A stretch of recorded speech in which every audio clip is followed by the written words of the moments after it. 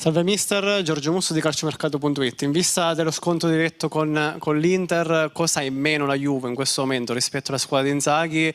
E secondo lei se l'Inter resta la principale favorita per il titolo? Grazie.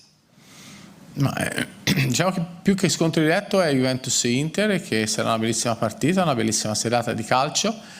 Noi essere lì a 2 punti dall'Inter nessuno se l'aspettava, credo, all'inizio della stagione, e quindi c'è da fare un plauso ai ragazzi che veramente hanno uno spirito straordinario. Anche stasera nel momento di difficoltà si sono uniti, volevano portare a casa questa vittoria. L'Inter in questo momento qui è la favorita dello scudetto, perché comunque il Milan è un pochino attardato rispetto all'Inter e il Napoli lo stesso. Ripeto, l'Inter credo che sia una squadra costruita già da diversi anni per vincere gli scudetti, e quest'anno in questo momento è la favorita numero 1.